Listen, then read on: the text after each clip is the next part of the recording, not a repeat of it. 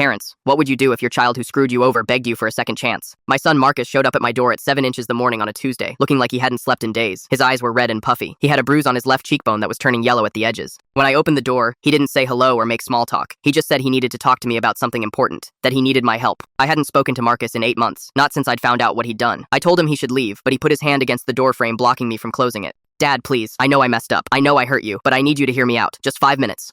There was something in his voice that wasn't just guilt. It was fear, real panic that I'd never heard from him before, even when he was a kid afraid of thunderstorms. I let him inside but didn't offer him coffee or ask him to sit. He paced back and forth in my living room, checking his phone every 30 seconds. The screen would light up and he'd glance at it, then keep pacing. Marcus kept saying he was sorry, that he knew what he did was unforgivable, that if he could go back and change it, he would.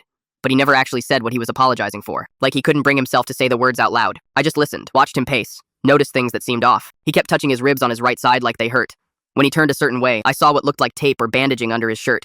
His hands were shaking. Not just nervous shaking, but the kind of tremor you get when you're genuinely terrified. He said he needed me to understand that he never meant for things to go this far, that it started small and just spiraled, that he was in over his head. I asked him what he meant by over his head. He stopped pacing, looked at his phone again, then said he had until Friday to fix this. That's why he needed my help now. When I asked what happens Friday, he said they told him that's the deadline. Then he caught himself. Looked at me like he'd said too much. Who's they? I asked. Marcus sat down finally, put his head in his hands, said he couldn't tell me that yet, that he needed me to forgive him first. To agree to help him before he could explain everything. That's not how this works, I told him. You don't get to ask for forgiveness without explaining what you need forgiveness for. But I already knew.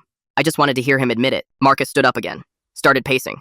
His phone buzzed and he looked at it. His face went white. He typed something back quickly, then looked at me with tears in his eyes. Dad, I'm begging you. I know I stole from you. I know I took money from your retirement account. I know I forged your signature and cleaned out $40,000. I know I destroyed your trust and hurt you, and I know sorry doesn't fix any of that. The words hung in the air between us. This was the first time he'd actually acknowledged what he'd done, the first time he'd said it out loud. But I need your help. If I don't fix this by Friday, something really bad is going to happen, and I can't fix it without you. I asked him what the money was for, where it went, why he needed $40,000 so desperately that he'd steal from his own father. Marcus checked his phone again, then looked toward my window like he was checking if someone was outside. I got into something I shouldn't have, made some bad choices. The people I borrowed from aren't the kind of people who give extensions. And the $40,000 I took from you, I gave it to them, but it wasn't enough. So you're asking me for more money, I said. After stealing from me, you want me to just give you more. Marcus shook his head, said it wasn't about money anymore. That money wouldn't solve this problem. That he needed something else from me. Something that would make all of this go away. Before I could ask what he meant, his phone rang. He looked at the screen and his entire body went rigid. He answered it, said yes several times. Then okay.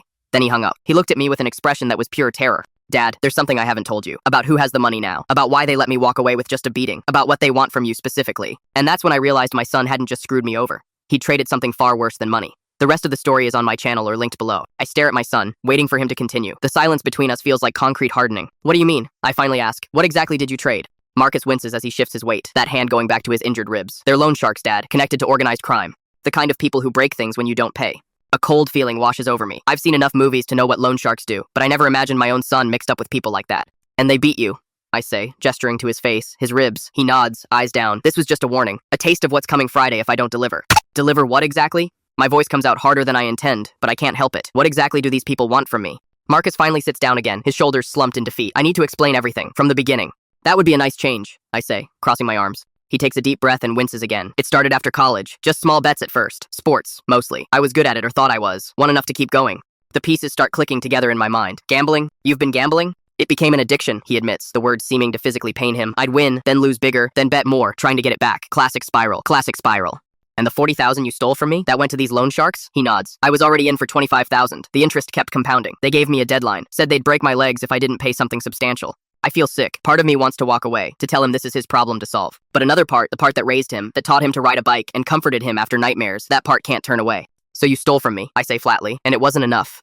It bought me time, 3 months. But then, he looked at his phone again. That same nervous twitch. They found out who you are, what you do. I've been an investment manager for 30 years. Built a solid portfolio, not just for myself, but for dozens of clients. What do you mean they found out who I am? Marcus swallows hard. They did research, found articles about you online, your company profile. They know you manage serious money. The realization hits me like a truck. They want access to my client accounts. He nods, miserable. They said the $40,000 was just interest, that the real payment would be access to your investment portfolio, just enough to move some money through, to clean it. Money laundering, I say, the words tasting bitter. You told them I would help launder money for criminals. I didn't tell them anything. Marcus protests, then immediately deflates. But when they suggested it, I didn't say no. I was desperate, Dad. They were going to kill me. His phone buzzes again. He glances at it, and I see genuine terror flash across his face. They're getting impatient, he whispers. They want confirmation that you're on board. On board? I repeat, incredulous. You think I'm going to risk my career, my freedom, everything I've worked for, to help criminals launder money because you got yourself into gambling debt? Dad, please, Marcus says, and his voice breaks. You don't understand what these people are capable of. The guy who did this to me, he gestures to his face, his ribs. He enjoyed it. Said next time he'd bring tools. I run a hand over my face, trying to process everything. My son stole from me, got involved with criminals, and now wants me to commit financial crimes to save him. How much do you owe them now? I ask. With interest. Almost 100,000. I let out a low whistle. And what happens if I say no? If I tell you to go to the police? Marcus shakes his head frantically. They have people in the police. That's what they told me. And they said if I went to the authorities, they'd come after you too. After Mom. My ex-wife lives 3 states away, but that doesn't mean these people couldn't find her. The thought makes my stomach turn. Friday, I say. That's the deadline. What exactly happens then? Marcus looks me straight in the eye for the first time since he arrived. They're sending someone to meet you. Here, to set up the access they need. If you refuse, he trails off. They'll kill you. I finish for him. He nods, and I see tears forming in his eyes. I'm so sorry, Dad. I never meant for any of this to happen. I never meant to drag you into this, but I don't know what else to do. I look at my son, really look at him, past the bruises and the fear. He's a mess. Gambling addiction, theft, now mixed up with criminals. But he's still my son. I need time to think, I tell him, standing up. I'm not agreeing to anything right now.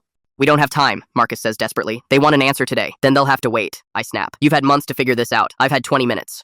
Marcus's phone buzzes again. He looks at it, then at me with pleading eyes. Tell them I'm considering it. I say, finally. Tell them I need details. But Marcus, I fix him with a hard stare. I'm not promising anything, and you and I are far from done talking about this. He nods, relief washing over his face as he types a message. Thank you, Dad, just for listening, for not throwing me out.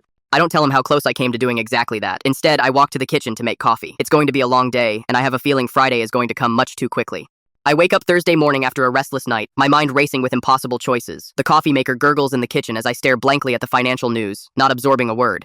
Marcus is still asleep on the couch, his battered body finally surrendering to exhaustion around 3 a.m. Part of me wants to call the police despite his warnings. Another part wants to withdraw everything I own and disappear. But the rational part, the part that's kept me successful for 30 years, knows neither option will work. Morning, Marcus mumbles, limping into the kitchen. He looks worse in daylight, the bruises on his face now a sickly yellow-purple. There's coffee, I say, not meeting his eyes. We need to talk about what happens tomorrow. He nods, wincing as he reaches for a mug. I told them you'd meet with them, here, at 7. And they agreed to that? They did. But Dad, you don't have to. I'm not letting criminals threaten my son. I interrupt, surprising myself with the conviction in my voice. I'm not saying I'll do what they want, but I'll meet them. Relief washes over his face. Thank you.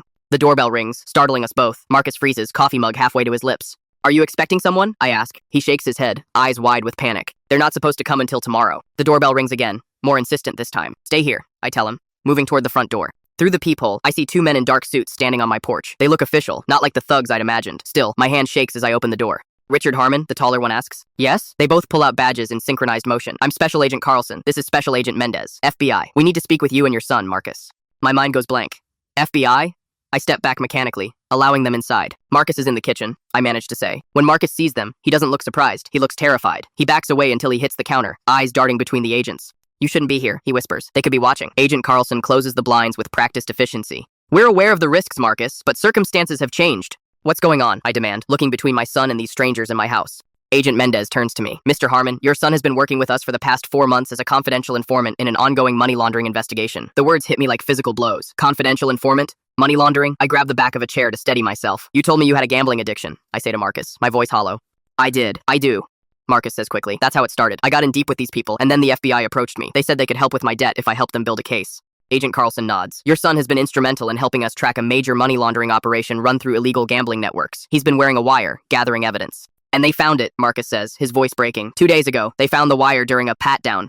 That's when they beat you, I say. The pieces finally clicking together. He nods, tears forming. They said they were giving me until Friday to make it right, to bring them someone who could help them move money through legitimate channels. You, Agent Mendez says, looking at me. They want access to your investment portfolio. I sink into a chair, the full weight of the situation crashing down on me. So the deadline tomorrow is when they plan to kill him, Agent Carlson finishes bluntly, and potentially you as well, if you refuse to cooperate. The room spins around me. I look at Marcus, really look at him, and see something I missed before, not just fear, but crushing guilt. The 40,000, I say slowly. Was that really for gambling debts? Marcus looks away. Part of it. The rest was. The FBI needed me to show good faith, to make payments that would keep me inside the operation. You stole from me to pay for an FBI operation? My voice rises with incredulity. We never instructed him to obtain funds illegally, Agent Mendez says quickly. That was his own initiative. I was desperate, Marcus whispers. They were threatening me, and the FBI said they couldn't give me money directly. I thought I'd pay you back when it was over. I run my hands through my hair, trying to process everything. So, let me get this straight. My son isn't just in debt to loan sharks. He's been working undercover for the FBI, got caught, and now these people want to kill him unless I help them launder money? Both agents nod grimly. Why are you here now? I ask. Why not when he first came to me?